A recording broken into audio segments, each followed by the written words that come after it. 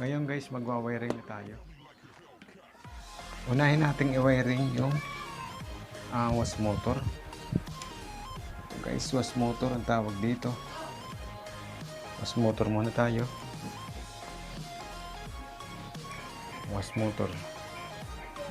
Kukuha tayo dito ng dalawang wire.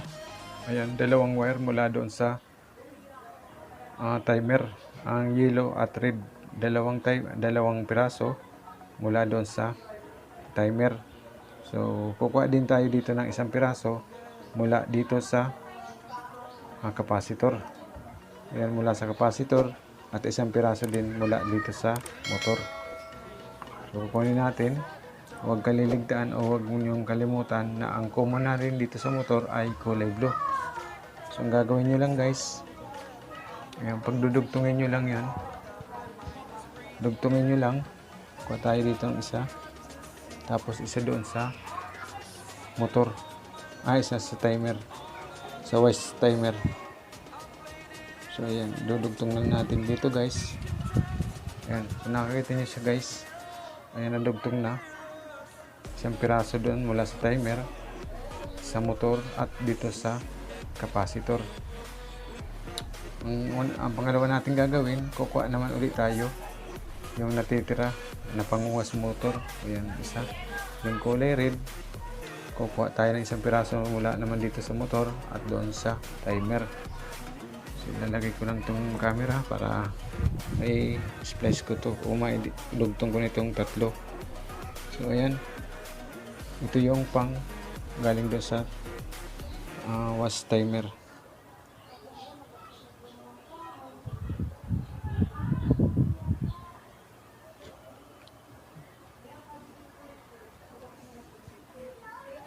Ayan, kung nakakita nyo si guys, galing sa was timer, sa capacitor at dito sa motor. Ang natitira na lang ay itong linya para sa power cord o doon sa common. So ito naman, iwanan muna natin yan na ilagay na natin isang piraso sa ayan, makikita nyo, balitig tatlong tatlong magkadugtong para sa timer, galing sa timer, galing sa motor at galing sa capacitor. Ganun din dito sa isa. Ayan, tatlong connection yan guys. Ayan, tatlong connection.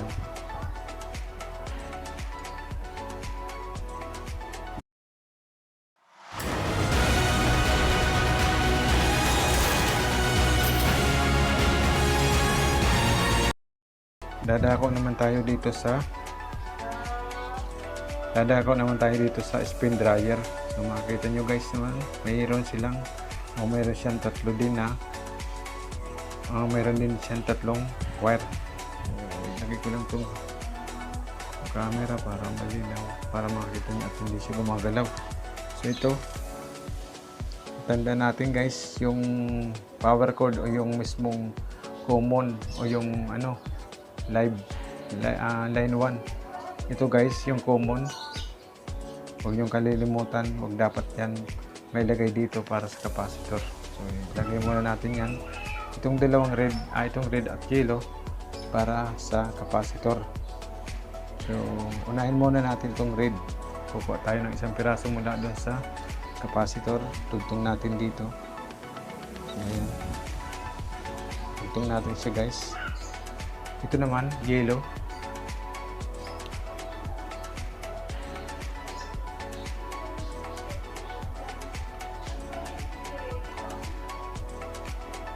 Itong red guys, yan, itong red, lagay natin dito. Yan, lagay natin dyan. Lagay natin yung red na galing sa capacitor, yellow galing sa spin motor, at yung isang piraso galing doon sa timer. So makikita mo siya, pupuntang timer siya.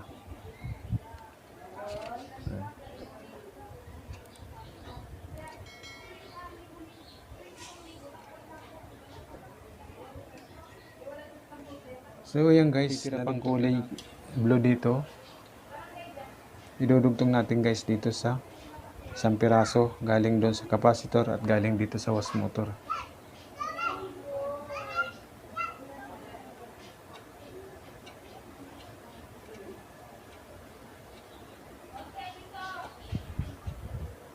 Ayan guys, nadugtong na natin. Ang natitira na lang itong common ng spin motor at yung common ng was motor.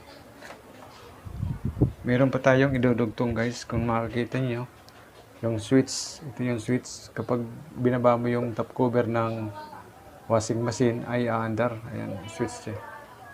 Ayan yung switch niya guys. Ayan, nakakonik.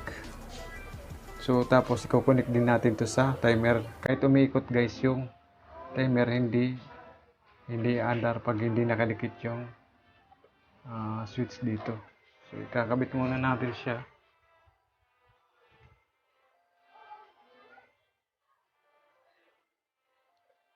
Ayan, nakakabit na natin guys.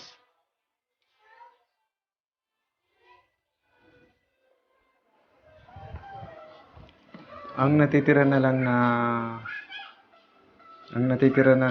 na wire, itong galing dito sa spin motor, saka sa was motor, saka galing doon sa was timer. So itong kulay brown, galing yun doon sa was timer. So ang gagawin natin guys ay idudugtong na natin sa power cord. Ito yung power cord natin. Ayan, power cord natin. Lalagyan din natin kailangan natin ng fuse. Itong fuse guys ay pang protect dito sa motor, spin motor, o di kaya dito sa was motor. Pang protect siya. Ang gagawin natin ay dudugtong lang natin pang series, para siyang series yan. Ganyan lang yung guys gagawin. Yan. Tapos dugtong nyo ito guys. Yan, dudugtong nyo lang yan.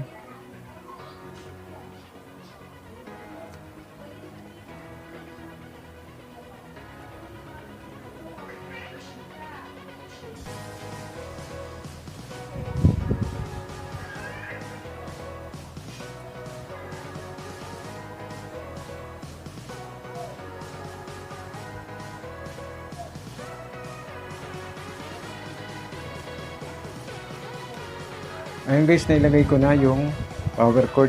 So makikita nyo siya, nakalagay na yung power cord. Ayan. Galing doon sa was motor, isang piraso. Ito yung common niya. Tapos yung spin motor, isang common niya, ginawa natin. Pinagdugtong na natin. Ayan, makikita niya, pinagdugtong na lang papuntang power cord. So ito yung fuse. Ayan guys. Ang gagawin natin ngayon ay i-check natin ng analog. Set na siya sa X10. So yan, X10 na siya guys. Subukan natin saksak i-tester. Pihitin natin yung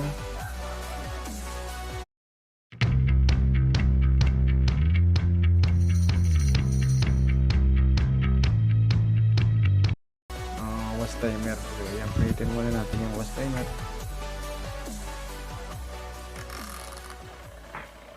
Kung nakakita niyo siya guys, tumutunog na siya. Ibig sabihin, gumagana. Ang gagawin natin, ay itatapat natin o ididugtong natin ito o titestirin natin itong power cord kung mayroon na nga ba siyang deflection.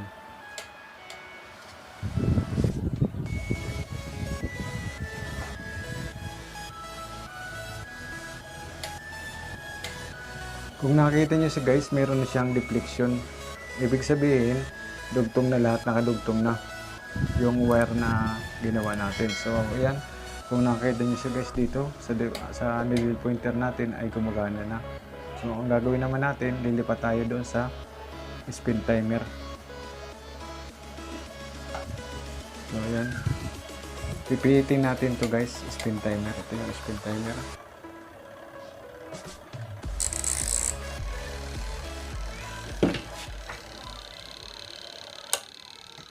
Yung spin timer natin guys, gumagana na. Gumagana yung spin timer, pero hindi pa siya nakadikit doon. So ang gagawin natin, ididikit natin para magkaroon ng deflection itong ano natin, analog tester.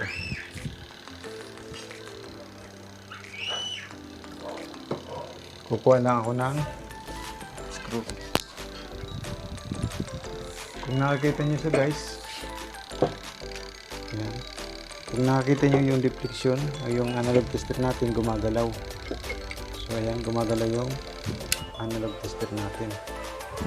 So ibig sabihin, konektado na lahat. Ang gagawin natin ngayon guys ay sasaksak na natin sa kuryente. So ngayon guys, sasaksak na natin sa kuryente. Na-tester na natin sa analog tester. So ayan ang power cord.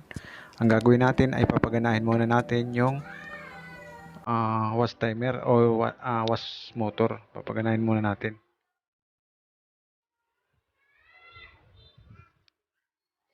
So isasaksak muna natin to guys.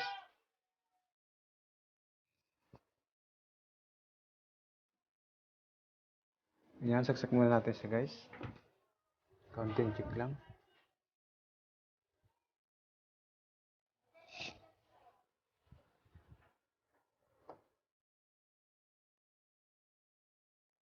Ayan guys, kung nakakita nyo, nakasaksak na siya. Tapos pipitin natin doon sa spin wash timer.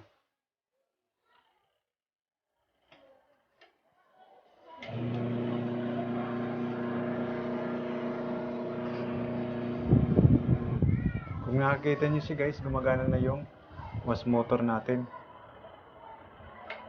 So makikita nyo siya guys, reverse forward, gumagana na po siya.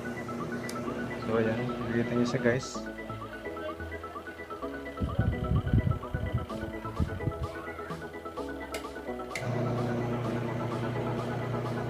So ang gagawin naman natin ay papaganahin natin yung spin dryer natin.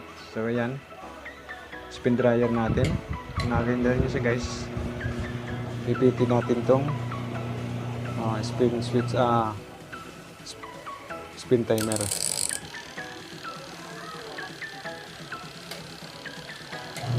Hindi pa siya guys gumagana dahil hindi pa nakababa o hindi pa naka-switch on yung switch natin. So ang gagawin natin ay isi-switch on na natin.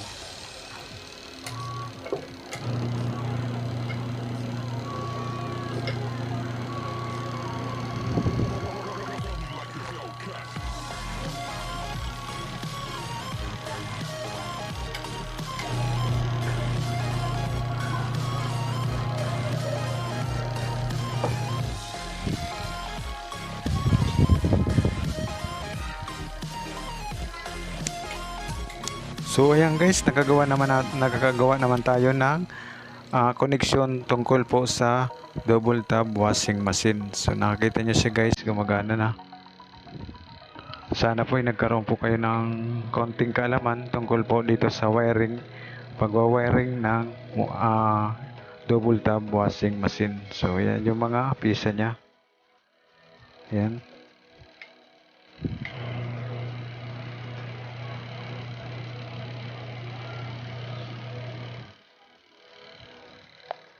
Hanggang dito na lang guys, sinabot na naman tayo ng pamamaalam. Maraming pong salamat sa inyong walang sawang pagsubaybay sa aking YouTube channel. Ingat po kayo at God bless you po.